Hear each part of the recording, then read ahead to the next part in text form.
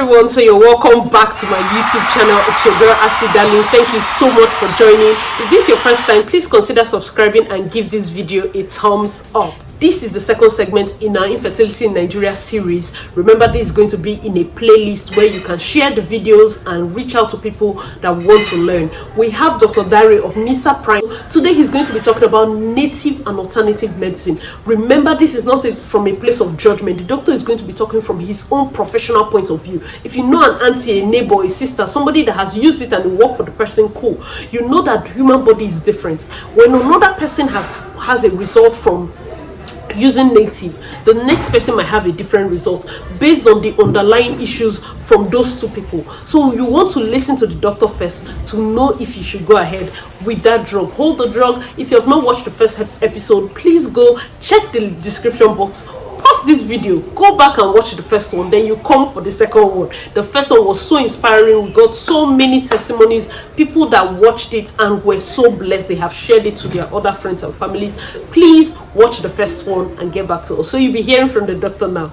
All right, guys, so we have Dr. Dare again, and we're going to be talking about this next segment about native and alternative treatments for infertility. So doctor, what do you think about native treatment, native drinks, herbs, inserts that people sell and say it helps with infertility? You see, each time I get this question, one has to be very, very careful in answering this question so that it won't sound as if we rival with some people. There's no issue of rivalry here.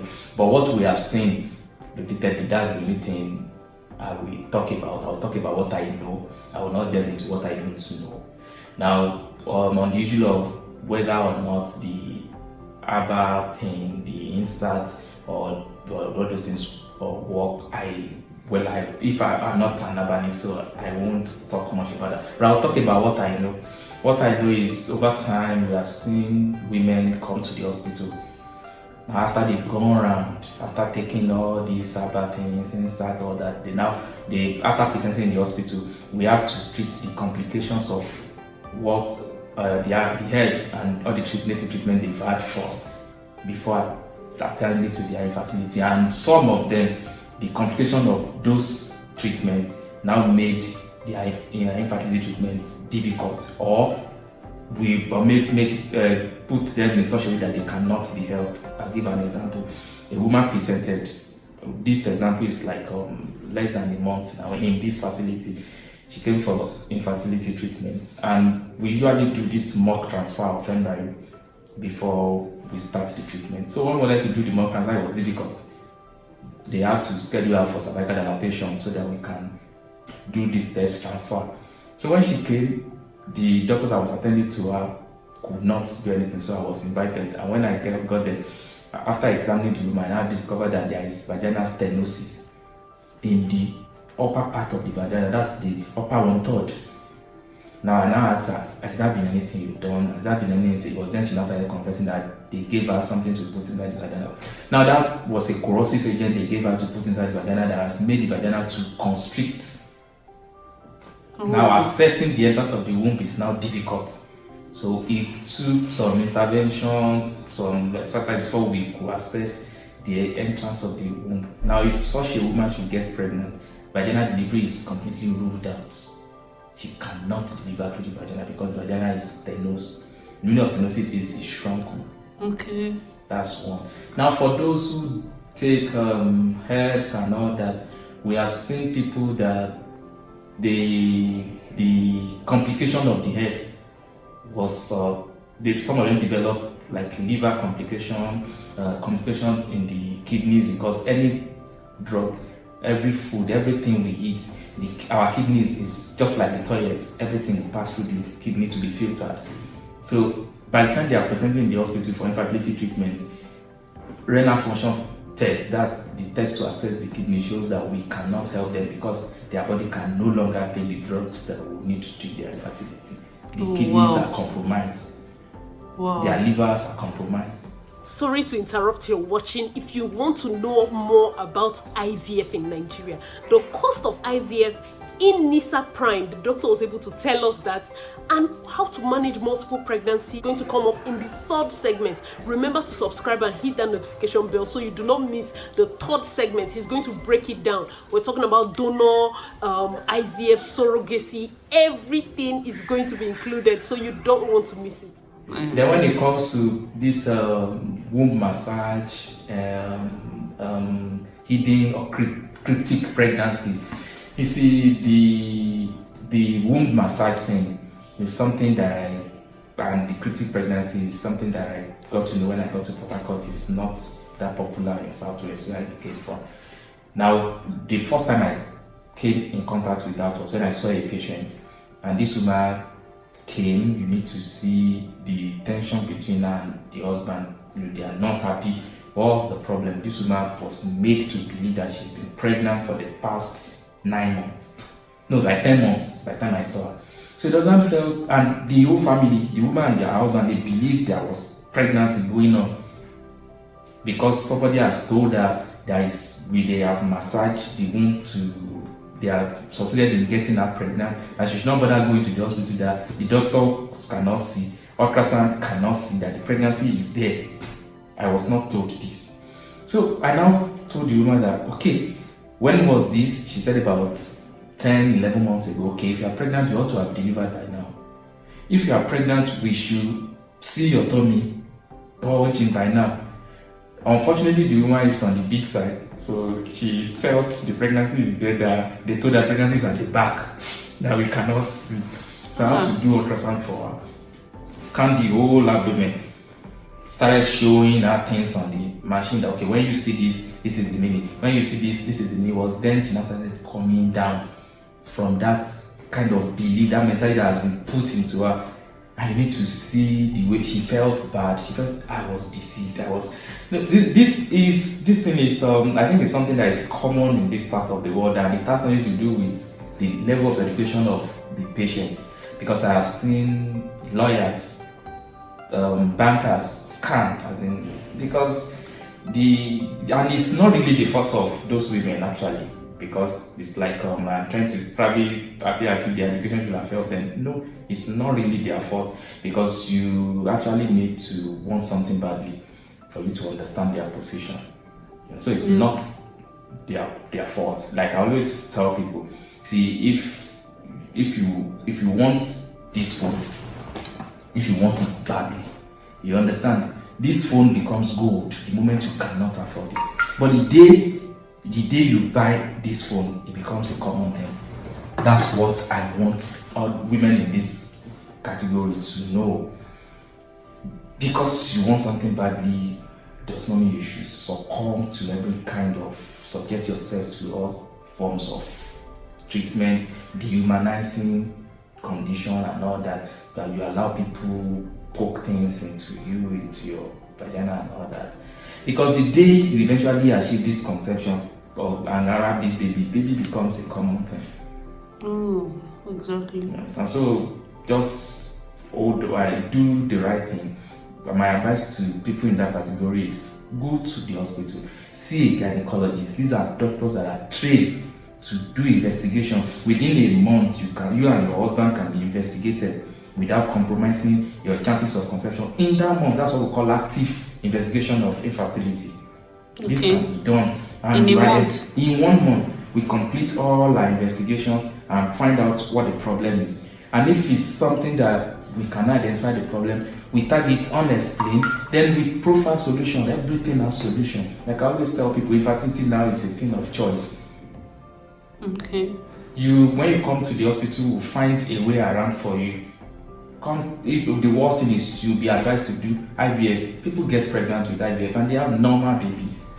Yes, exactly. So you should not subject yourself to all manner of treatments because you want something badly. Does not mean you should allow people who are not as knowledgeable as you scam you, take your money, then mess you up. Because I see it as man and inhumanity now to man. They humiliate most of these women.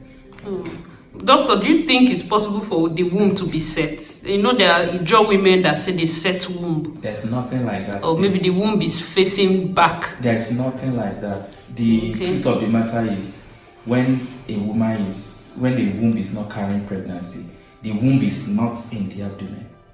The womb is in the pelvis. So how are they setting that?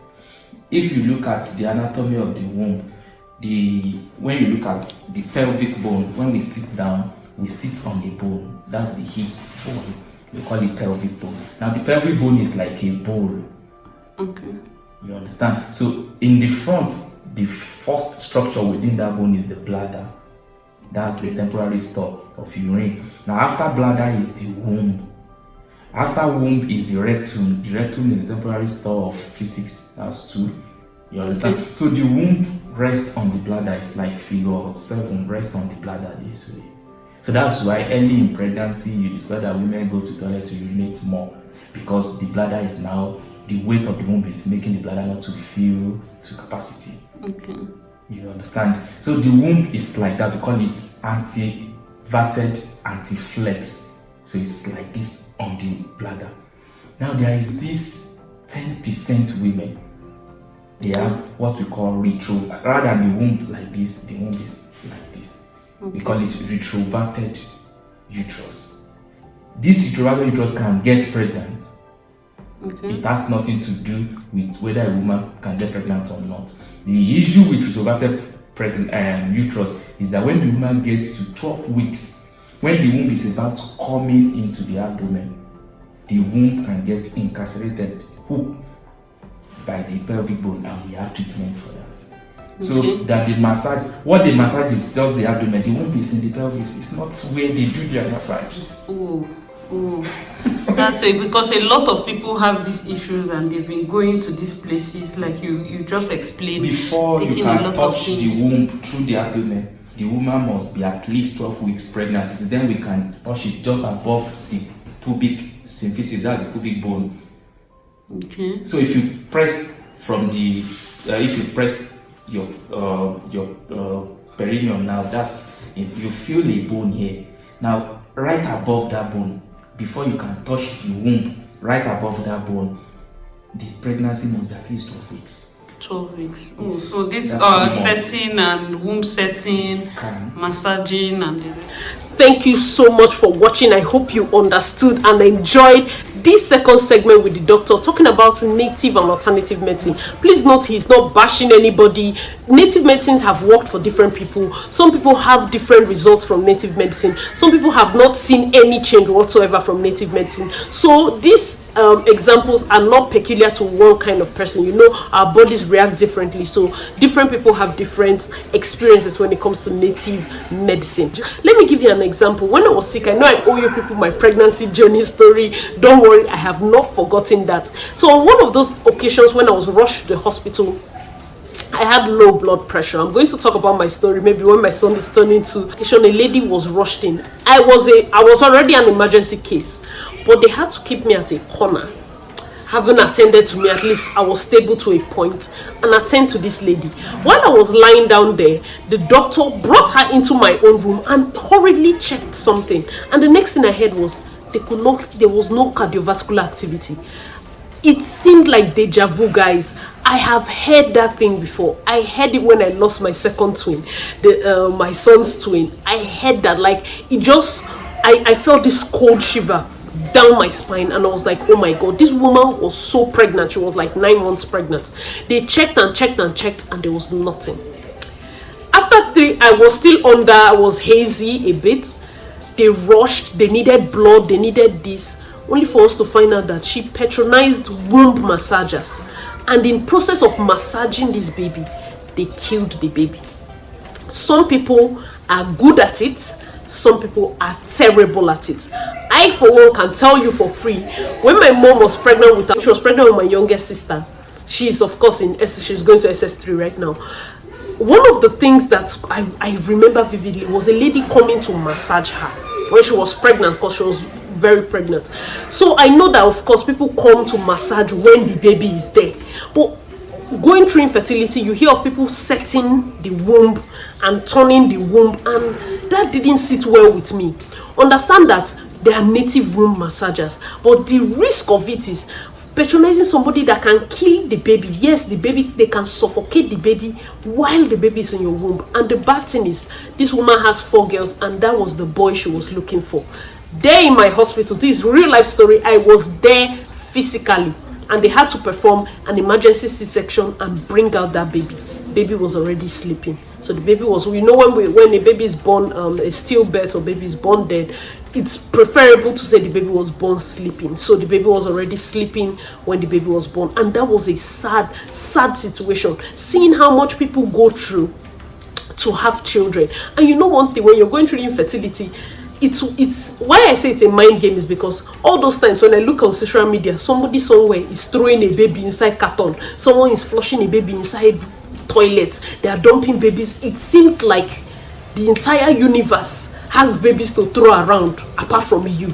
It can be so much on the mind, and I know that it is tiring. So but before you go and patronize a quack or patronize somebody that is not licensed to take care of your issue, first, like the doctor said, go to the specialist, go to the hospital, listen to a doctor first. I know that finance and money and you know, this journey we can spend a lot. Our tests cost a lot of money. You check your body, you check this one, you check that one, so much money. And they know that when they call an amount, you will bring out that amount. Of course, you're looking for a child, so everybody is kind of preying on that feeling. Oh, I sell this, buy, I sell that, buy. And it is so much, there is so much tension among couples when it comes to infertility. But listen, please try as much as possible to understand from the doctor's point of view. Go to a specialist first, listen from their side. There is always a solution, there is always something you can do. The other thing is maybe you do not want it. Tomorrow, the next episode we are going to be taking on is IVF itself. IVF, donor, surrogacy, every single thing you need to know will be a packed episode. You do not want to miss it. Hope you're subscribed. Click a notification bell here and give this video a thumbs up. I mean, like this video. If you learned something wonderful from this segment, please like this video. Write a comment below, cheer us on. You know, it took so much courage for me to step out and say, you know what, after I lost my friend, I need to do this. I need to help a lot of couples. So cheer me on in the comment section below. I need your support. I need you to just go to that comment. Even if you're not going through infertility, just go to that comment and tell me, I see you did well. I mean, it will mean the world to me. So rush down to the comment section and leave that comment. It will mean the world to me. Thank you so much for watching up to this point. Remember, don't miss tomorrow's video. It will be mind-blowing. Thank you so much, guys. Cheers.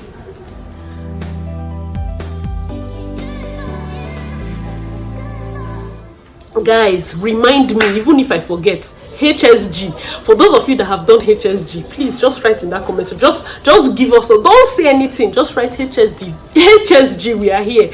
Because if you people understand what women go through, you know, when you're closer to them, that's when the words hot. If a banker or somebody strolling on the road or someone selling granuts speaks anyhow to a woman that is undergoing infertility, you're like, who is this one?